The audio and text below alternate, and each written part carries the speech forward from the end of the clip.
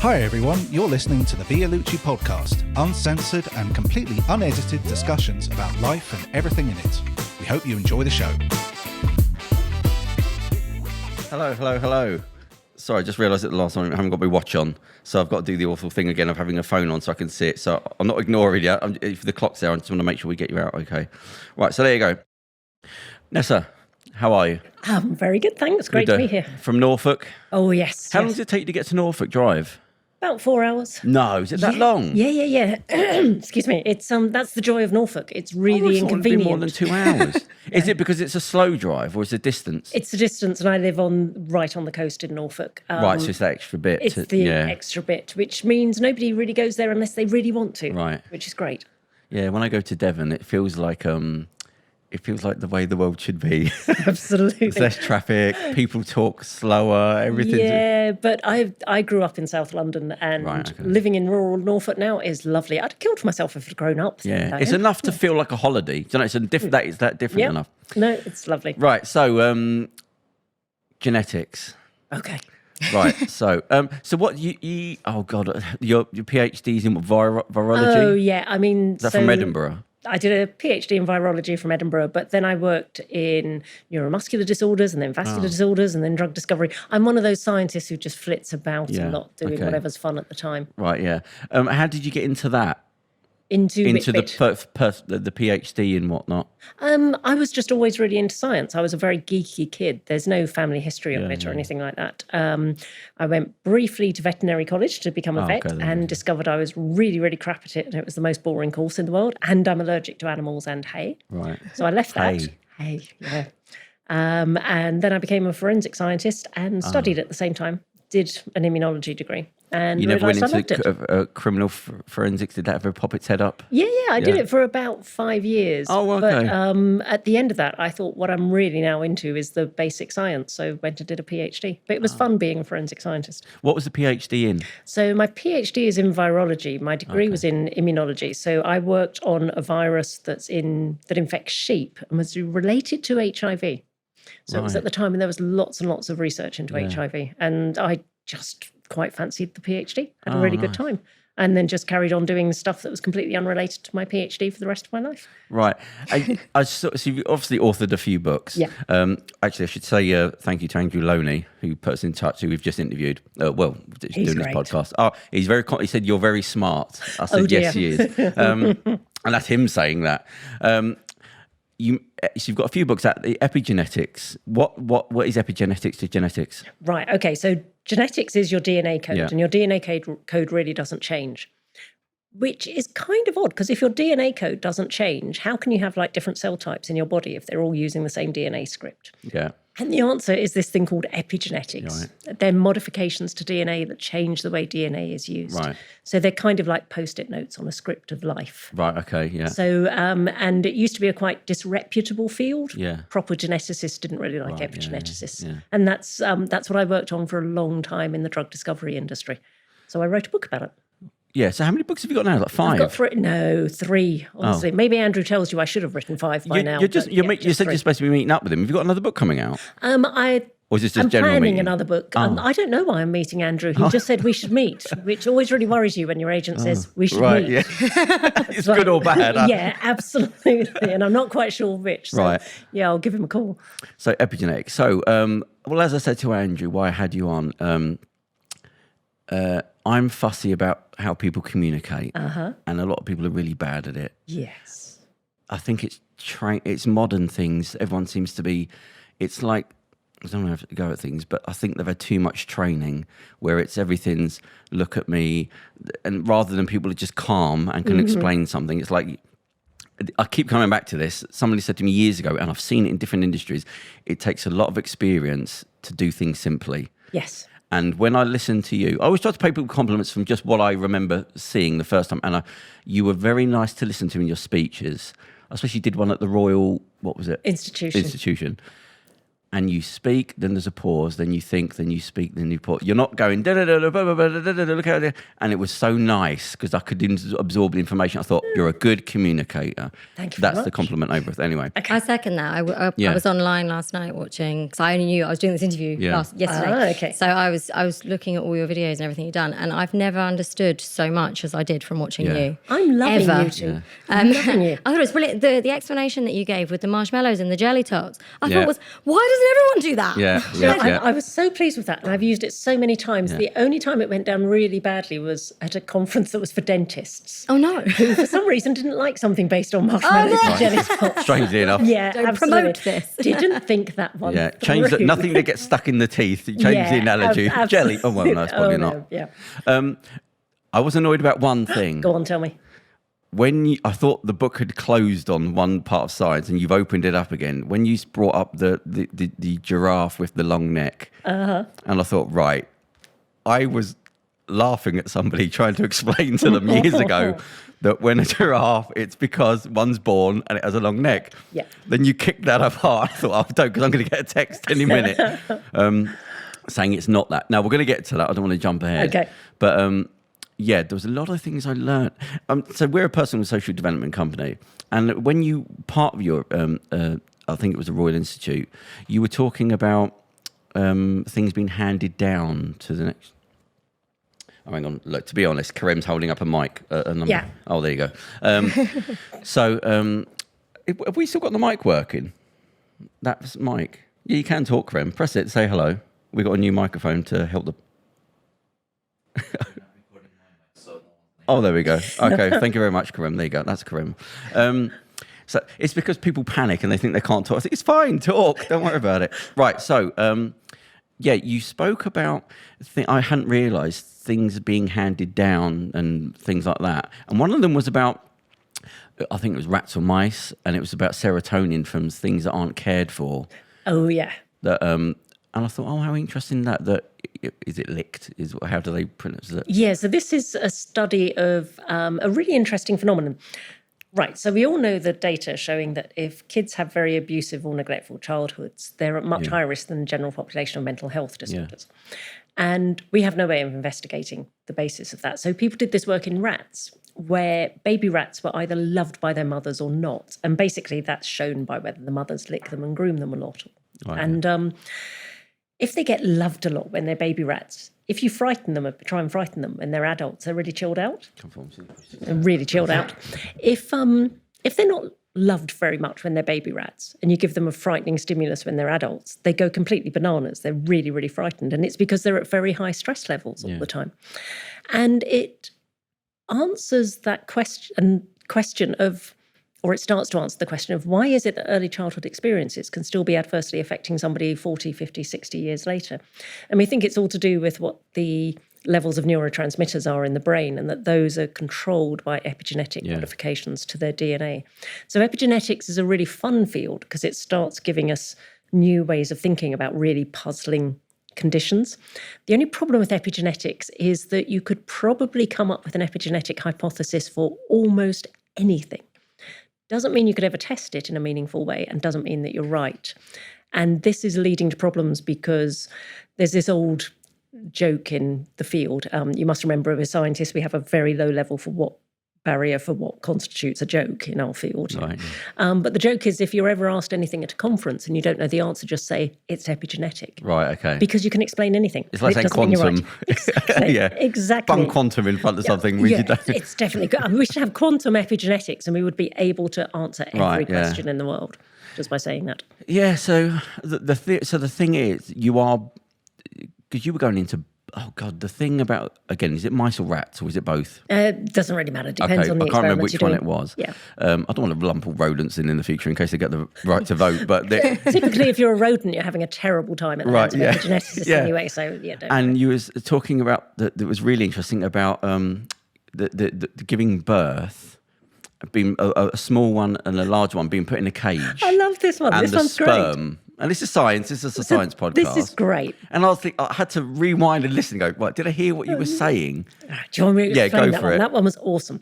So this is an cautionary tale about how careful you have to be with epigenetics. So researchers traumatized a male mouse, by leaving it in a cage with a much bigger, more aggressive mouse. Yeah. And the little mouse gets really upset and it stops grooming and it stops eating and it gets really kind of pathetic. Yeah. And then they took the mouse out of that cage, the little mouse, and they put it in a cage with a female who was at the right time to conceive. And they have sex. Yay, happy day for the male mouse. But all her offspring were runty and undersized. Right. And the interpretation originally was that the male mouse had transmitted his trauma epigenetically. Another bunch of researchers looked at the data and thought, not sure about that. So they replicated the experiment, except instead of taking the male mouse out of its cage and letting it mate, they took the male mouse out and got his sperm. I don't even want to think about how you get sperm out of a baby. They put him into a room. They put him into a room, with some video of other rats. Some really dodgy mouse magazines. Yeah. Anyway, they used the sperm. Oh. And when the female gave birth, all her mice babies were of completely normal size. Right. It wasn't that the male mouse had transmitted its trauma. It was that the female mouse had looked at this pathetic specimen of mouse coming towards her and just gone, oh, God. Yeah. Oh, all right then, but I'm not putting any energy into these babies because you're pretty inferior and I want to save most of my energy for when a better mouse comes along. So you have to be incredibly careful with these experiments. There are loads of confounding variables, but it does lead to lunatic experiments. There was that thing that was going around about they put a mice, let's just go with rats. They put a rat in a cage and it was the thing where it hit the pleasure centres of its, but then they said, it just went for the pleasure, but then it turned out what the bigger thing was that they gave it was in a solitary confinement when it was done. So of course, but when it wasn't and it was in a community, it tended to not. It totally depends, these experiments, on how bored and how fed up the animals are. So mice and rats are fairly sociable creatures. And if you give them nothing else to do, of course they'll keep going, go on, give me another milk button. That it's like people picking things for their, it was a LinkedIn profile, it wasn't exactly scientifically. But there was one I heard, oh God, I'm going to have to try and remember this now. Do you know the one they put the wild rats and they put them in a bowl of water that they couldn't climb out of and they want to see how long they last. The despair test. Yeah, did you? Yeah. I mean, it's fascinating. It's fascinating and kind of grotesque all at the same time. I mean, I'm not necessarily opposed to animal experimentation, but it's kind of like... That one's quite far. You kind of got to feel a bit sorry for that. Yeah, I have. I've signed a petition to get it banned. Hang on, so we're talking about the same thing? I hope so. It's I read that it was an experiment where they're just put under such stress. I think it's the one that I'm thinking about. It's the water, isn't it, where they can't get out and they're left. Yeah. You basically wait to see how long it is before they give up trying to swim. Yeah. And I haven't ever done those experiments myself, apart from anything else. I'm really allergic to rats and mice. But you do the experiment and then you, of course, use things like pharmacological drugs to see if you can make them keep swimming for longer or if they become more depressed, etc. One of the problems is what people are trying to model with those experiments are really complex human disorders and human conditions. And it's one of the main reasons why we're not making much progress in psychiatric research and psychiatric treatments is because we don't have good animal models to test. So people use What are they trying to prove with that experiment? It depends. So that's used as a model and it's used to test all different sorts of ideas. So some are around, can we develop drugs that would get people out of a state of depression faster? Can we develop drugs that would allow people to be less anxious, etc.? So they're trying to address really pressing human health problems because mental health disorders have such a massive toll. The question is always, is the model any good? And most of the time, actually, those models are not very useful. They don't translate well into humans. Yeah. So I'm not saying they should never be done. And certainly in the UK, we have pretty much the tightest regulation in the world.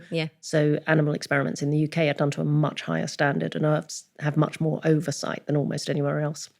But it's a really big problem in neuropsychiatric disorders is we just can't model them because no other creature is as complex as us. Because I don't think the thing of how long they're giving up, I think it was like a side thing that they realised. Like a lot of science, you realise other things when you're testing for something. Yeah. So it wasn't specifically about... What they found was that when they put the wild mice in, which were naturally fitter and healthier, they gave up after 2 hours. And they didn't let them drown, as you just say that. When they put the mice that had been socialised around people, they went up for over 20 hours. Then they did it again where they put the rats in the water, then took them out, and then did this experiment again, and then they went up to like 18 hours. So what they realised is the wild rats had no sense of, there was a futility. Why bother? I'm just going to die anyway, so I might as well just give up. But the ones that had been socialised, there was a sense of there's help coming, so I can keep on swimming.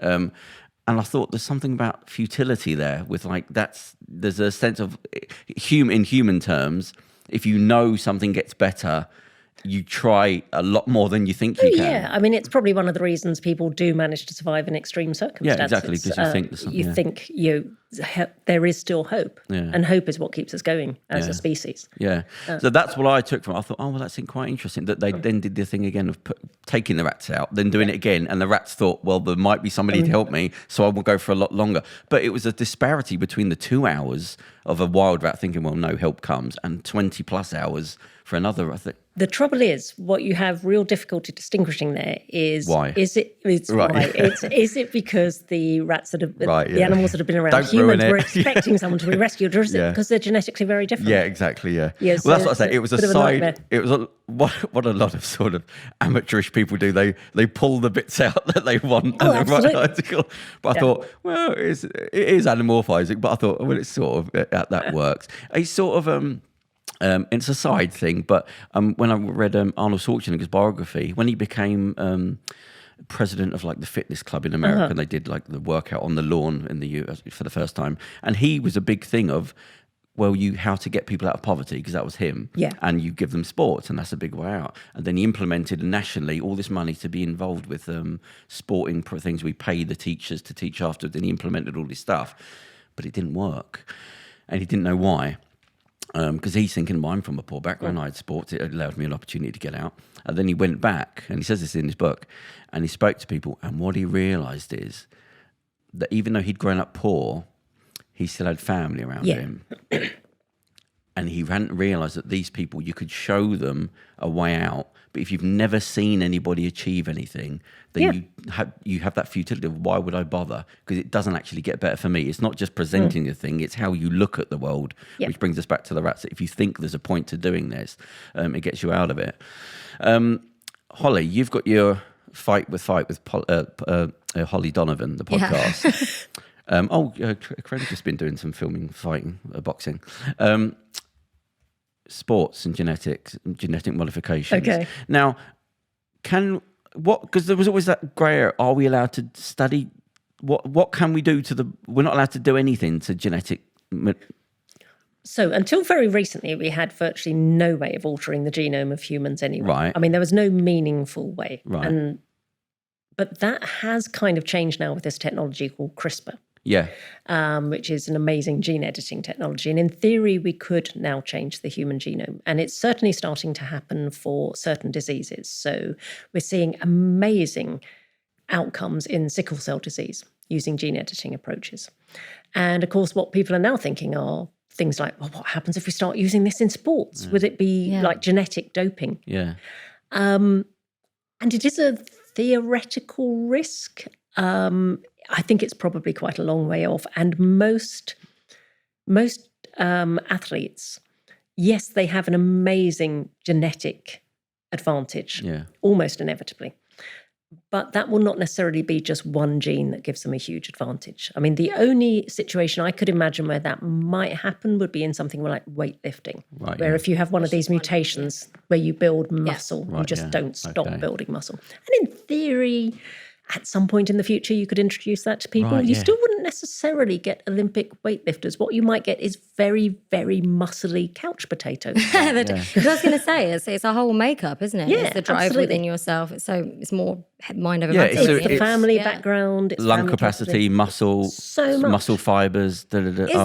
So when you were explaining epigenetics before, is it a case that a sports person is constantly modifying their genes to become the best version of themselves anyway through training and through training will definitely create changes in the epigenetics on their genes, and some of those will help drive more beneficial changes in gene expression, like constantly improved cardiovascular output, etc. But it won't necessarily What you can't do is go, do you know what? I'll do a shortcut. I'll just change my epigenetics and I'll become this super sports person. The epigenetics changes as a consequence of the training that you do. Yeah. But even with sports people, there's so much more to it than that. I was listening to a Radio 4 program yesterday on my very long drive from Norfolk. And it was about elite footballers and the football academy system. And it was saying one of the things that differentiates those tiny number of kids who actually make it through from all the ones who don't is the level of family support. Because all the training facilities are out of town. So unless you've got parents who can drive you, you're not going to them. You can't do it. Yeah. And it's the same in all aspects of sport. So there's definitely going to be a genetic component, but there's also lots of other components. Did you read the Malcolm Gladwell books when he talks about sportsmen? Have you read that? I have. I'm trying to remember the details. I think he took the model of ice hockey players, and he said it's basically down to what month you're born in, because when you're 12 and you go, and you're born at the beginning of the year, you get more help and focused on, which makes you better. Absolutely. So he went and looked, and they were all born at the month that the school started. All these players, I thought, and there's all these other kids who they've just been given another year. Would have been fantastic. Yeah, 'cause if you're born in June or October and you're 12, that's a big. It's a huge difference. Absolutely huge difference. One of my problems, on top of everything else of being dyslexic, is when I missed the first months of schooling, and what they did is they bunged me. Instead of putting me in the class lower, they bunged me into the class higher. And I was dyslexic and they didn't know anyway. So it might have been talking about, it was, I didn't know what was going on. Absolutely. So then the teachers didn't bother with me because they thought I was a troublemaker. So I didn't learn anything. And I thought, that's sort of what happened. Like I was pushed the wrong direction. Absolutely. Due to the month I was born. It's mad, isn't it? You might as well do it by the signs of the zodiac. Yeah.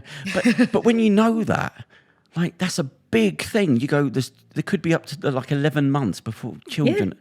But that's just not... Well, that's how we do it. Yeah, but there's nothing to overcompensate. It's not even in the education system to overcompensate.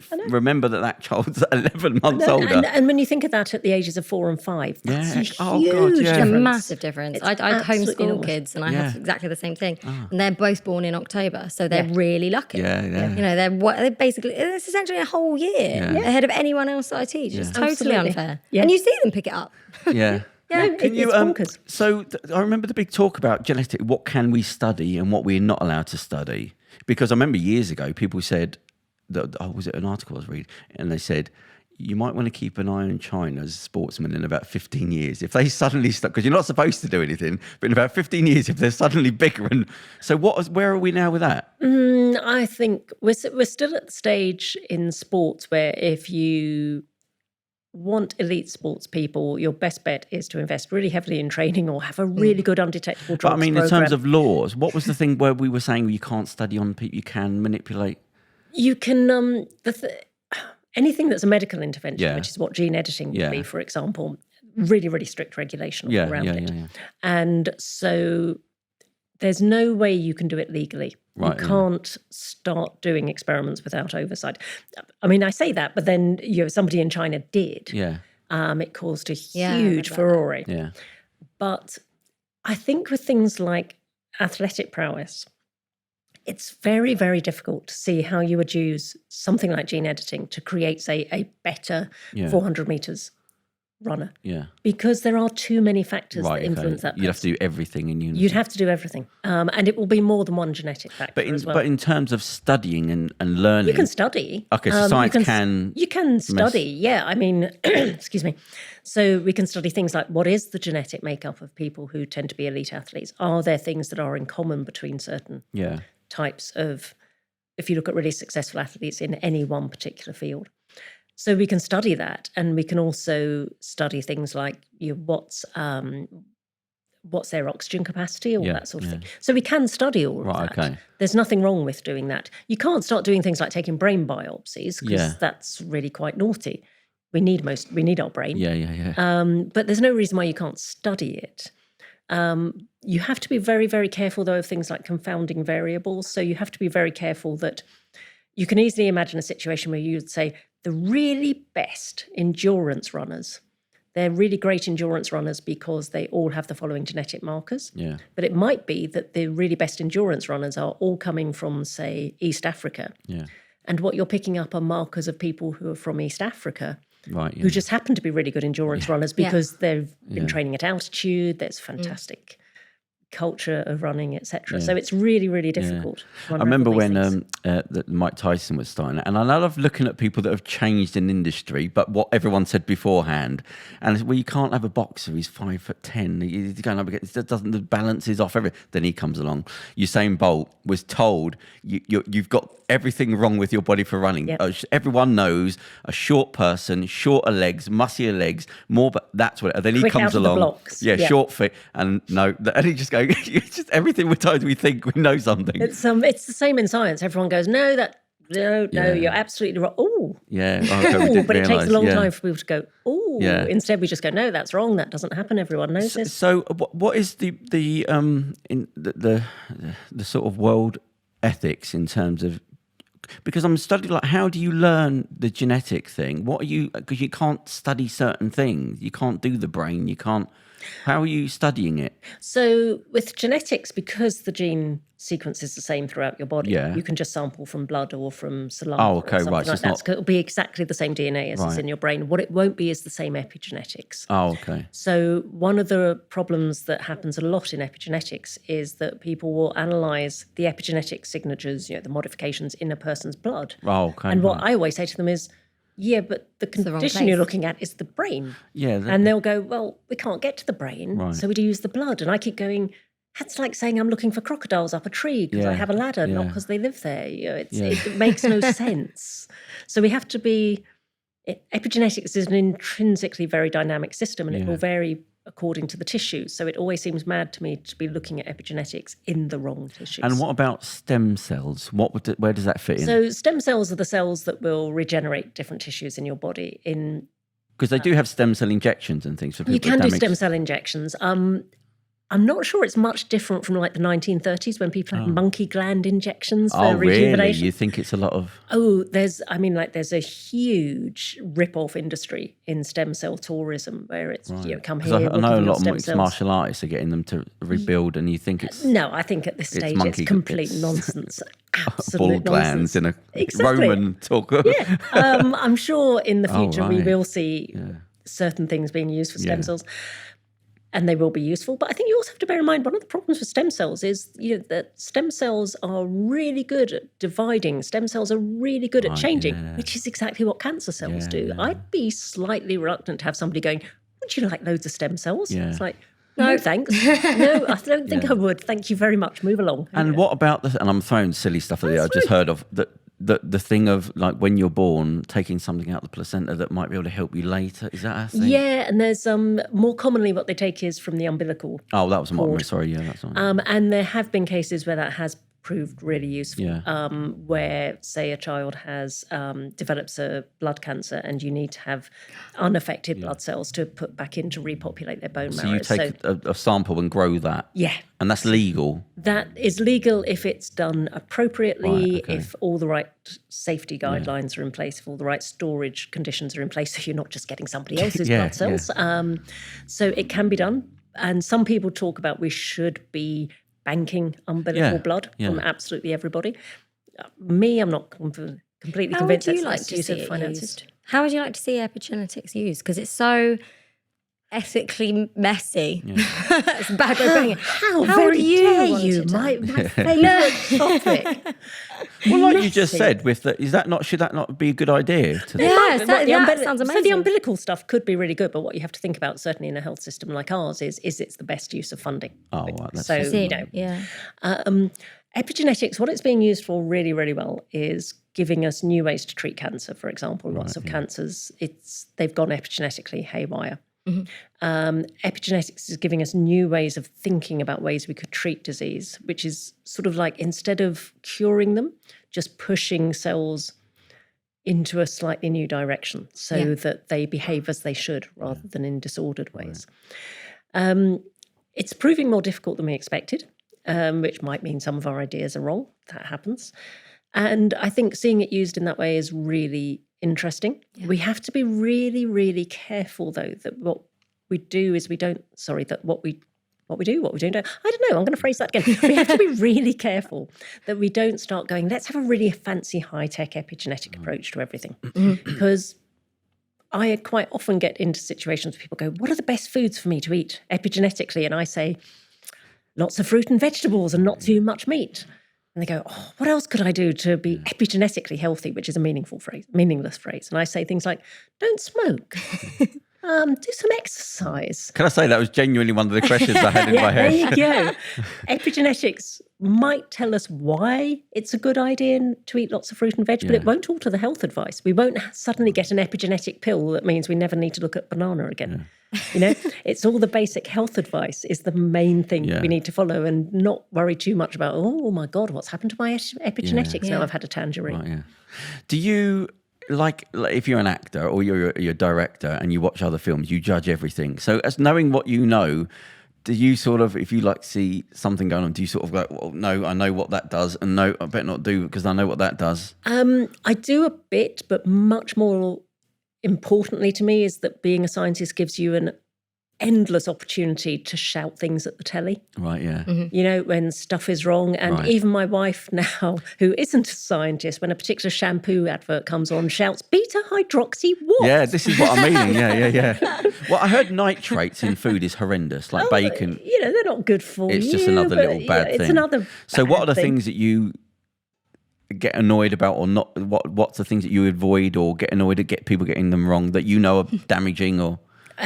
So as soon as somebody says, have you seen this study that said red wine's good for you? It's there we go. Right, here we go. And nobody ever goes, have you ever seen this study that says exercise is good for you? Right, It's like, no, people will so frequently go, I just ignore all this health stuff because they change everything, except the red wine one. I like the red wine one. Oh, so you're sort of like what I said about the studies, where people hear something and they pick one little bit out and make an article out of it. Yeah. Absolutely. Right, and that drives me up. So the red wine thing? No, I mean, just, if you want a glass of red wine, have a glass of red wine. Trust Occasionally. Nothing, can you? Occasionally. It's just nothing, just what your common sense tells you. Forget everything you see. Not common sense. Common sense is a nightmare. Common sense is the way that we justify everything that... what you want to see. Yeah, absolutely. My mother's common sense thing was you couldn't eat a banana after you'd had cheese because it was too heavy on the stomach. Right, and whenever I would say to her, what does that mean? She'd say, it's just common sense. Yeah, right.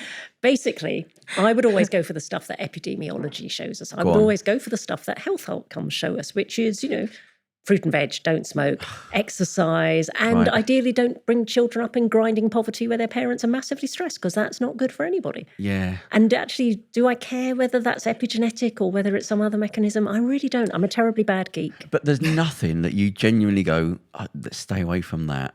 That tends to be, or it's just we don't know anything at the moment, so it's just everything's sort of just. No, we know loads of stuff, so it's not about going, none of it's right, is it? Yeah. We know loads of stuff.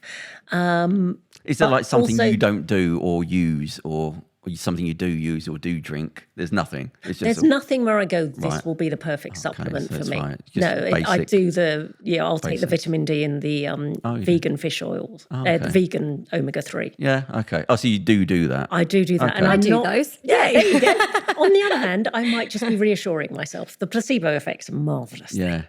I mean, that's another thing. How do you measure that? How do you do a placebo-controlled trial of placebos? Yeah. There's really a guy I listened to in Australia, and he's one of these people who's got a doctorate in this is, and he's one of these radio players that's well known in Australia, and he was in, I think it's called Crash in the hospital, where the emergency in Australia, and he said he was always doing, just like as a younger person, he's quite hippie, just playing with ideas that people have said that don't know. He said one of them was like when somebody told him this.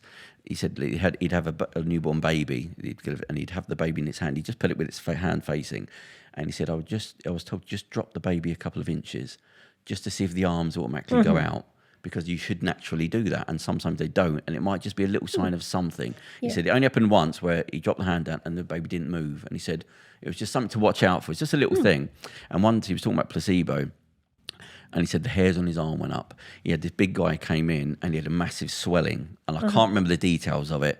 But he said, this isn't like an emotional thing. It was something was on his stomach or something. He said, this big guy, he said, was more or less crying, and I had to wheel him in. He said, I brought him in and I realised he didn't have morphine or whatever the version was. He had to send out to another building. He said, but this guy was in real pain, this big guy. And he said, so I had to send somebody to go and get the morphine. He said, so I had him there in front of me, and he said, I put the drip and all that in him, and he said, I was trying to sort of get his mind off of things. And he said, okay, I'm just going to put the morphine now. Everything's going to be fine. You're going to be good. Don't worry. It's going to come. And he said, I counted down from 5. And he said it was just a saline drip that he put in. And he went 5, 4, 3. Here it comes. Here it goes. And he said, the guy calmed down. Yeah. And he said, the fucking hairs on his up, excuse my language, went up. He said, because he said, that's not an emotional thing. No. That guy was in serious pain. And he did that thing and he calmed down. Yeah. And I thought, wow, that's like, it's one of those little soft power sciences in the future that we don't know about anything about The yet. placebo effect is extraordinary, and it's measurable. It's measurable. Yeah. It's real, and it's not people fooling themselves. And we're all absolutely susceptible to it. And it's stronger if you tell somebody a pill is expensive. Yeah. It's stronger if the pill is coloured. Yeah. It happens even when we're told we're being given a placebo. I was just about to bring that up. Yeah. We'll feel much better. You could say this is a placebo, but I assume you're tricking them. Yeah, absolutely. It's bonkers. We have very little understanding of how it happens. Yeah. And it's also why things like people will still buy branded Nurofen when they can buy ibuprofen for like a tenth of the price. Yeah. It's exactly the same. But I have friends who say the Nurofen works better on me, and actually they're right from their point of view. The placebo effect is operating. Think of that as a science that we know that how you view something. And I've listened to something on Radio 4, and this was a couple of years ago, where they're now realising what time of the day you specifically take medicine. It's like massively different. Yeah. And it might be you'll have your own genetic, I'm using stupid childish word, genetics that you will be able to test when you should take a vitamin tablet, not when I take it, because it's to do with your sleep pattern, circadian. Yep. And when I heard that, I thought, oh, forget it. I'll come back in 10 years. Because I thought I was sort of going, no, there's other stuff going on again. There is so much stuff going on. But yeah, so I'm trying to get sort of benefits of secrets that you know. But your thing is, look, everything is just so varied that it's just, everything's too specific. It's got to... There's not going to be one simple secret answer. Yeah, when suddenly everything is about beetroot juice. Yeah, right, yeah. And it's like, beetroots are good for you because they're a type of vegetable, And there's never that, as soon as something becomes the latest hot ingredient, kale, eat kale if you like kale. It's not a miracle. Yeah. And that's always going to be the case. You can't trust nothing. Now that you're saying it and I'm hearing it from you, it is just everything you see is just another advert. Yeah. Who's being paying for it. Pretty much. I mean, basically just look at the basic health advice. It's really boring. Nobody wants the basic health advice. Yeah. Everybody wants the magic bullet. Yeah. But for the best way that a government can spend its health money is in preventative healthcare, doing really boring things like making fruit and veg available and making it easy for people to cycle to work. I know there was a lot of money pumped into studying the genome and all that at one point. Was it 10 years ago or something? Is it still being funded well? It's still being funded well. Right. The UK is very, very good at it, and the UK is very good at doing large-scale genome projects, and it is delivering insights. The original Genome Project never delivered the insights that politicians were told that it would. Doesn't mean it wasn't important. It was a massively important infrastructure project. We've made huge strides because of it. It just didn't do that miracle thing of curing all disease immediately. I watched the documentary and it was funny because they were saying maybe all the scientists won't. They were all believing it. They wanted to believe it, so they all said like this thing. I'm not sure if they all believed it, or they just went, "Just tell them this." Just tell them. He said that they then convinced the politicians that you've no idea, and he said they all sort of knew, but they all hoped and sort of went along with it. So every documentary you watch, they just wanted to get the money, knowing it would do something. It has been transformational. It just hasn't been transformational in the way it was sold originally, but I don't really care because it's been amazing. And it is giving us massive insights. And the fact now that you can have, for example, a baby who may be very, very seriously ill, nobody knows why. You can get its DNA sequenced really quickly, and that may show you what is wrong, and you may be able to intervene because of that. Because it now costs, less than $1,000 to sequence a genome, and the price is coming down all the time. And the UK is very good at those kind of projects and implementing them clinically. Yeah. So we do see massive benefits starting to come. They're just taking longer, and they're not the benefits we necessarily said. What do you think of these 23andMe things where you send away and you get your genetic code? What a great way of catching serial killers. Yeah. Awesome. So good. There are disclaimers on this saying that we can sell this information, but I said the problem's going to be in 2 generations away when your great-grandkids have also sold a part of their genetic code, and maybe now that's been sold onto a mortgage company that says, well, you get 20% more chance of being a heart attack, car insurance, you have stroke in your family. You've literally sold that away. And it says it, but people went for... I used to say to people, there's a reason why it's 25 quid and not 7,000. Oh, yeah. And the company that owns it is the one, the founders of Google. So why are they doing something for cost for Google? Because that information is being sold on. So when you sell that on, you're selling half your child's DNA for entertainment purposes. Yeah, there is no such thing as genetic privacy anymore, because you may decide never ever to have your own DNA sequence. Doesn't matter. But that if family members do it, that will go to insurance companies eventually. I really worry that it will. Yeah. It's going to be so tempting for them, and they will find all sorts of reasons why this will be good for the consumer. And those reasons why it was thousands and thousands of pounds, and they went down to 25 quid. Well, the technology has become massively cheaper, but it's like many things in the genomic era, which is absolutely where we are now, which is that it's not... What's valuable to the companies is not the customer who's paying them to run the DNA test. It's the data that they can sell on. Yeah. But on the other hand, serial killers. The whole forensic side of it's been awesome. Yeah, I mean, I can see the advertising getting in before the police can get in. Do you know what I mean? They'll benefit from it before because they will have to abide by certain laws, the police and the thing. But I hadn't even thought about it. You said that. Would that then be used for criminal? Oh no, it has been already. I mean, the Golden State Killer, alleged Golden State Killer. I'm not sure if he's been convicted yet. That was through DNA evidence. Yeah. But there's also what's much more of a problem for most people is that classic thing of me and all my brothers. We've had our DNA sequencing done, and turns out I'm only a half brother, that kind of thing. And that's happening all the time. And of course, there's no counselling. Right, yeah. There's no support. It can turn families absolutely do you think inside it actually works? How do you mean? The 23andMe thing where you find out you're part from here. Is it that? Is that just... Are they nitpicking things to... need to be really careful here. Yeah. I'm not an expert. Oh, right, I'm really sorry if I'm saying anything wrong to the companies. I think it's got much better. I think one of the things that you have to be very aware of, if I were going to do a DNA sequencing test myself, right, what I would do is, and I won't do it for various reasons, but if I were going to do it, I would send it to at least 2 companies because they would both send me back the same sequence. But what I'd want to see is, do they interpret the same sequence the same way? Are they both telling me I come from the same genetic backgrounds? Are they both telling me the same disease risks, etc.? So that can be done. That can be done, but those algorithms are usually proprietary to the companies. So I would never send it just to one. I would always send it to 2 and go, okay, I appear to have 2 different, completely different sets of genetic background, etc. I'd actually be really cautious about this. If you're just doing it for a bit of fun, that's fine, but bear in mind that somebody else may benefit from your Have you been following the Elizabeth Holmes and the blood drop thing? Oh, that's so fantastic. Oh, my God. I mean, for you, that must It's a real head in the hands thing, because it's like, I listen to it. And, I worked in the drug discovery industry, and I just listened to it with astonishment, thinking, but how did anyone ever think that what she claimed she could do was physically possible? Chemically, it's just like, that's ludicrous. Of course you couldn't run all those tests because they'd all require different outputs, blah, blah, blah, blah, blah. So I just find it the ultimate case of the whole Silicon Valley venture bros type lunacy. And it's that fear of missing out by venture capitalists. It was like what we were saying about the scientists. Everyone just got swept up in it. So nobody's lying, but they want it to happen. So, including Elizabeth Holmes.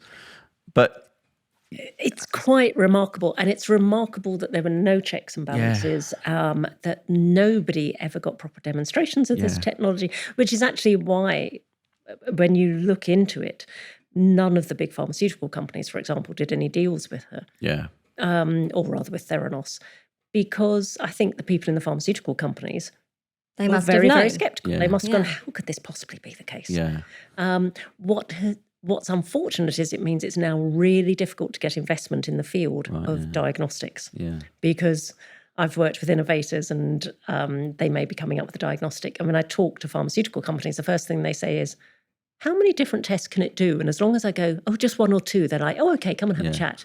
If I said to them, it can do 100, they're just like, nope, bye. And was it just to do with the quantity? Well, they said they could do hundreds of tests on 2 drops of blood.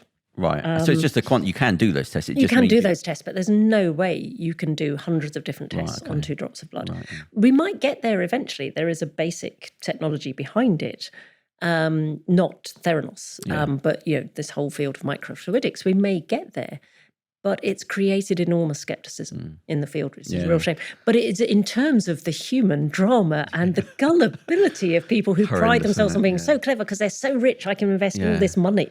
But the fact people saying this is not real and still bypassing that. Or how would that work? You know? And instead it's people, I think once people have made a lot of money, then they just become convinced in their own infallibility. I, on the other hand, have never made a load of money. So, I can be completely sceptical. I was listening to, sorry, you can ask. I was going to say, are you ever worried or scared at the discoveries you make? Because I have this mixture of being like, so intrigued and incredibly amazed and then suddenly being terrified. And then maybe that's because I read a lot of dystopian novels. But where does that... have you found a discovery that's made you excited and equally scared? And no, I was never that exciting a scientist. I'd love to claim I was, but I wasn't. I found it mind-blowing that even when I was doing my PhD and I was using genetic modification technology, thinking, I have now created types of bacteria that have never existed in nature. Nothing scary, but just thinking, that's kind of mind-blowing. What worries me is that as scientists, we are sometimes ethically really stupid, or we just don't think things through. Excuse me. So the bacteria I made completely harmless. But you still see people doing things like, hey, we've created artificial versions of these viruses, each of which is deadly, and we've created a sort of hybrid. And now we're wondering, should we have done that? It's like, now's a bit late, mate. I might have thought any point before running that experiment would have been a good moment to think about that. Yeah. And one of the things that I like about the inventors of CRISPR, the gene editing technology, is that they thought about those implications really early on. Oh, they did. Very early on, they were saying, we will need to be thinking about... Where does that come from, the CRISPR? What country was that? It's a combination of essentially America and Switzerland. Oh, okay. So it's researchers at Zurich and also in the US. Right. And it's an amazing technology. Yeah. But very, very early on, both of them, but particularly Jennifer Doudna, was saying, this is going completely to change the world in terms of what is possible, and therefore we need to be thinking about what is acceptable. How do they protect it? So how do you go about stopping another scientist or group of people? The debacle in China with the guy who created the gene-edited babies shows that essentially you can't physically stop people. It will be like most other science. You stop because there are international norms on what is acceptable. What had they done there with the genetic babies? I hadn't heard about that. When was that? So this was about 4 years ago. So you can use CRISPR in humans in 2 ways. One is to treat somebody who is ill, and that's what they've done with sickle cell disease. But in theory, what you could also do is gene edit a 1-cell or 2-cell embryo. Yeah. And if you do that, then when that baby grows up, every cell in their body will have been edited and they will pass it on to their children. And that's called germline gene editing. Right. And everyone was going, right, we must move very slowly. That's a huge step to take. We'd need it to be incredibly safe. And even if it's safe, we'd need to be sure that it was reasonable to do this and that there was no other alternative. And this bloke in China just went, I've done that. I've done that. What was his goal? What did he want of this child? See what happens. Yeah, like what was the goal here? So the father, the biological father, is HIV positive. That carries huge stigma in China. Oh, right. And his argument, the scientist, He Jiankui, his argument was if he modified these embryos, he could create babies who could never be infected by HIV by changing one of the subsidiary receptors for HIV, which he did. Sadly, he did it really, really badly. Oh, no. So he's introduced other changes, etc., because the technology is not advanced enough to use that. And also, as everybody else pointed out, there are loads of ways to make sure the dad doesn't transmit his HIV. Yeah. Simple ways. All of which are simple ways. This was not a life-threatening condition. This was not something like a child who would grow up to have Huntington's disease, which is dementia and inevitable death. It's not a child with spinal muscular atrophy who will die within a year of death of birth if they have the most serious form. This was for no sensible reason at all. And that's a human. That's a person. That's a person. Yeah. Yeah. And what legally, what happened around him in the country? So I sort of feel sorry for him because he did the science really badly. Yeah. He caused a political nightmare for China and he ended up in prison. Oh, they've done him. So in all sorts of ways, it worked out very What about badly. the child? So there's 2 children. Well, there's 3. There were twins born from the first pregnancy and then another child. At the moment, they're perfectly healthy, but it raises all sorts of issues about who is responsible for checking that they remain healthy. What happens if they don't remain healthy? Is it the state's responsibility? Is it his responsibility? And there were also real issues around whether or not the parents genuinely understood what was being done and how unusual it was. So, was he a sort of accredited scientist? Yeah. He did it with the right will, if not. I mean, it wasn't. Who can tell? Who can tell the extent to which it was because he really wanted to solve a problem and the extent to which it was he wanted to be the first person to do this. Do you know how long he got? Sorry. Only about 3 years. Oh, okay. Do you think that's Chinese jail? 3 years. That's 3 years. 3 years in a Chinese prison would not be my idea of a good one. Go on. I was going to say, do you think that there will be a time when, because I know that when you become pregnant, you can have various tests to make sure that your baby's healthy. Are we going to get to a stage where you can literally test for everything, edit out what we find, and we've always got healthy babies? No, probably not. Because to edit it out, you'd have to do it when it was a 2 or 4 cell embryo. Oh, wow. So everything would have to be by IVF at that stage. So you would only do it if there was no other alternative and you absolutely already knew this condition was running in the family. Okay. And certainly the way the ethics is working at the moment, you would only do it for something that was going to be lethal and where there was simply no other option. And for many families, terminations will be an option they want to consider, or they will do artificial insemination where they can check very early that the fetus is unaffected and they can implant those. And because of the way the genetics work, you can hopefully always have some unaffected fetuses. Yeah. So if it is ever used, it will be in a very small number of cases. That is not stopping clinics in unregulated territory starting to say, we can do this. Of course, what people are much more worried about ethically is not removing a devastating disease from one family line. It's about people saying, well, I want my baby to be smarter. Yeah, or stronger. I want my baby to be more beautiful or stronger or faster. All of those things, in theory, at some point we might be able to do it. I can't imagine it ever happening because all of those things are governed by enormous numbers of genes, plus things like nutrition when you're a developing embryo, plus are you born into poverty or are you born into wealth? So in some ways, I don't really buy the slippery slope risk quite so much because it's like, that is a very, very big slope. It's a very shallow one. And I think it's a theoretical risk, that whole creating a super race of humans, because it's just technically not there possible. There are so many things there that are are going so many things. There are hundreds of genes that each contribute a tiny amount to height. Right. You're not going to go in and change all of them. And then you've got the body, you've got the mind, you've got psychology, and it multiplies to the point where you go, oh, there's so many things. Exactly. So, why would you? I'm sure there will be people who are dumb enough and rich enough to do it. Yeah. But it doesn't make any sense. So really the best things we've got at the moment are still don't be stressed, food. That's as best we've got, definitely. At a population level, if you want a healthy population, you need good social and environmental conditions in terms of access to food, in terms of access to housing, in terms of people not being horrifically stressed because they're on the breadline. Inequality is a huge driver of ill health. So we need to tackle all of those kinds of things. Then you have the issue of, okay, but some people will still get sick. What do we do then? And there it's a case of finding the best treatments. And in some cases, gene editing will almost certainly be the best treatment. Yeah. And for sickle cell disease, it certainly looks like it's the best treatment. Yeah. What about, I heard about you talking about things like organ donation and having this idea of being able to use pig organs because you're able to change them. Is this a real possibility? Oh, that's a real possibility. I mean, one of the big problems that we have in Western healthcare is that there is a shortage of transplant donors. Great example of the law of unintended consequences, by the way. One of the reasons why there's a shortage of donors is because we have seatbelts. So people don't die in car accidents anymore. Yeah. It's one of the really big problems in the donor situation.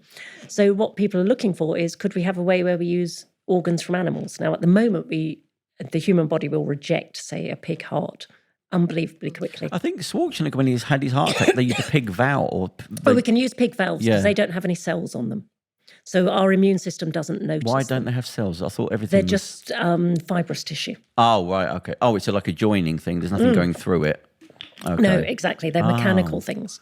And our immune system, for some reason, doesn't recognise those. Right. But if you wanted to put a whole pig heart in, our immune system would basically do Anything that's functioning is a different... Okay. Anything that has cells that can signal to the immune system, I'm different. Right. And, excuse me, so in the same way that if you get a human heart transplant, you have to be on immunosuppressant drugs. Right, of course. Well, it's like that, but massively bigger Right. in terms of our response to the pig heart. But it's changing, and gene editing will almost certainly create pig hearts, which can be transplanted into humans. And we've seen rapid progress in that field. So it could transform transplant biology. And why the pig thing? Why not monkeys? They're mechanically very similar to us. Not the apes? No. With the apes, absolutely nobody would consider it ethically acceptable to keep apes as donor species. But pigs, they would. Is that what it's basically come down to? Yeah, I mean, we eat pigs all the time, don't we? We have millions of pigs. Oh, there's double standards going on there. Yeah, I thought there can't be the double standard I was thinking about. I thought, no, there just is. It's just, Yeah, it's just we value. But they're not apes growing and not something separately. You have to have the whole animal. Can you grow it separately? Sorry. Not at the moment, no. Oh, okay. Do you think that's a possibility? Possibly in the future with bioengineering, but why would you? It'll always be cheaper just to have Percy Pig sitting in a crate somewhere. And so you've also got to add money into the city. That's basically just going to be that as well. Like what's money cheapest always drives it. Yeah, absolutely. But also it's it's just convenient. I mean, you might, and certainly in the future you might go for biomechanical hearts, but the technology is so much further off there. Okay. So yeah, pigs. There you go. Well, to end, I always want to end up because I always think, the future, you can't trust human beings. I'm the same. I'm terrified. You know what? Somebody's just going to go, I'll have a go. We're a dreadful species. We're an absolute blight on the planet. You've mentioned the sickle cell thing. So what happened there then to end on like a positive? Okay, sickle cell. Explain what it is. Right, sickle cell disease is a condition where there's a problem in the protein in your blood that carries oxygen, hemoglobin. Yeah. Right? And if you have both copies of your hemoglobin gene, if they're both mutated in a particular way, then you end up with abnormal protein and it bends the red blood cells and they get stuck in the joints and it's really painful and you might get very short of breath, etc. Horrible disease. Terrible treatments available up till now. Right. And quite frequently you would find people with sickle cell disease having to go into hospital every month because they were having a sickle crisis. So what's the pain? Is it like an arthritis-y pain, like a tight... It's because the cells get stuck in the minor blood vessels. Right. So you can get crippling joint pain, a bit like gout or arthritis. Right, okay. And it's very dangerous and it leads to huge problems. And the drugs were just dreadful for it. There are clinical trials going on in which people's bone marrow has been gene edited and given back to them so that their hemoglobin is now normal. And there are people in those trials who were previously going into hospital every 3 or 4 weeks who haven't been to hospital for over a year. Wow. Everything is working absolutely beautifully. Now, we have to be careful that we don't say, well, that means every gene editing approach will be equally as good. There's been a death in a trial for a completely different disorder recently. Sorry. Edit out the common cold. That would be great. But with the sickle cell, the early signals that we're getting out of the clinical trials are extraordinary. It's transforming people's lives. Yeah. And that's a brilliant prospect because there was nothing else. There's nothing before for these people. Didn't I just in the last couple of days somebody removed HIV from somebody? Like they had it and they got rid of it. Yeah, it's like 2 or 3 days ago, or might be older than that. There are now instances of people being cleared of HIV. Yeah, that have got it. And because one of the problems with HIV is it lingers, it stays in the blood. Right. Oh, okay. It's an ongoing. And what's what's coming up in science? Like, what are they doing well with, or what's coming in the future? CRISPR's the big thing. CRISPR's the big thing. Yeah. Gene editing's the big thing. It's absolutely transformational in ways that technologies haven't been before. And what's looking like the sickle cell? Is there something coming up there's funding's being put into this or that? Or do you mean with CRISPR or just anything? Anything genetically? Genetically, it's just understanding more. It's understanding more. It's also about being able to do much better screening. It's about targeting health interventions. So it's this whole field of precision medicine, but we have to be very careful about precision medicine. Yeah. Sometimes we go, if we know exactly what somebody's genotype is, we can solve everything. The problem is that quite often what we do is we go, hey, look, you're at increased risk of this disorder based on your genetics. And the person will say quite naturally, what can I do about that? And you go, nothing. Yeah. Now, I have no clue why that is considered helpful. Yeah. What will really develop will be using precision medicine to create actionable insights rather than, hey, we know you're a ticking time bomb. Right, yeah. Off you go. Okay. And so what have you haven't done any speeches for a while. You've got about 4 or 5 online. I have. What's the last one few you've done? years have just been insanely busy in my professional job. God, right, yeah.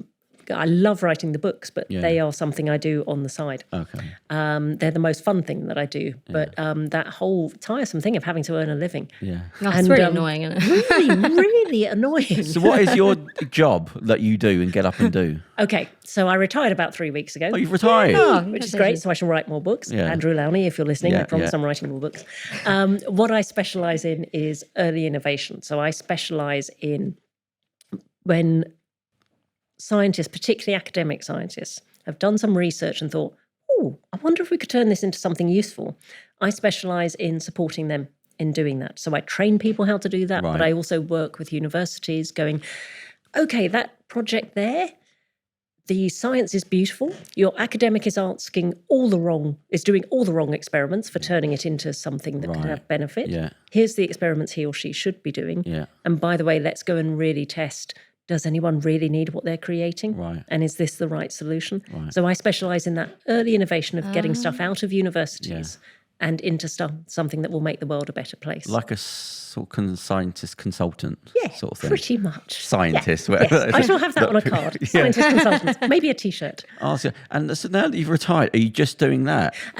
Now that I've retired, I work on the boards of some companies. Oh, okay, right. And I'm going to write more books. But I've been retired for all of 3 weeks. And yesterday a mate went, I've got consultancy work I really need you to do. What do you reckon? Okay. And because my wife wasn't there, I went, oh, yeah, that sounds interesting. And no. then thought, oh, no, Abby's going to kill me. Trouble. But luckily, Abby never listens to my podcast, so she'll never find out. It'll be fine. So outside of science, what are you planning on doing now that you've retired? Mind that chair squeaking on. Sorry, squeaky. What are you planning on doing outside of science then?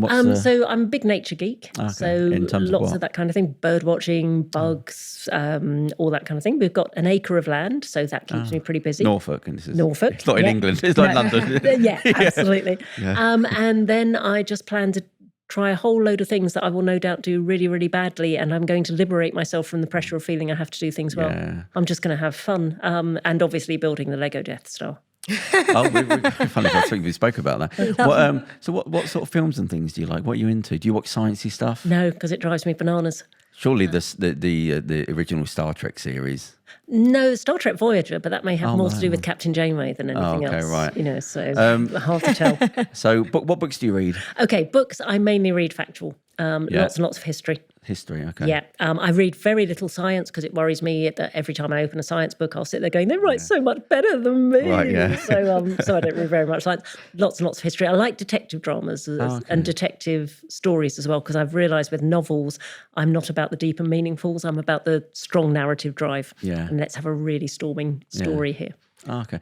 So what are you up to today? What are you going to do now it's raining in London? Well, apparently I'm going to go and try and track down my agent. Oh, okay. Yeah, you said to give him a call. Yeah, absolutely. So he said he's going to be in the area for a few hours. Yeah, so I'm going to give him a call and then I'm going to head back to Norfolk. Get the good news or the bad news. Yeah, absolutely. Well, it's raining. I'm not saying it might be a bad time. And maybe I could just do, Andrew, is it good news or bad news? Yeah, just thumbs up. Oh, it's bad news. No, I'm sorry, I'm busy. I have to go back to Norfolk now. Or he seemed looking forward to seeing you, so I'm assuming it might be good. Excellent, that sounds good. Right, so Nessa, thank you very much for coming on, especially in the rain. And hopefully we'll get you back on because there's a load of other questions I have to speak that'd be to. fab. But thank you very much. And we will be back another time.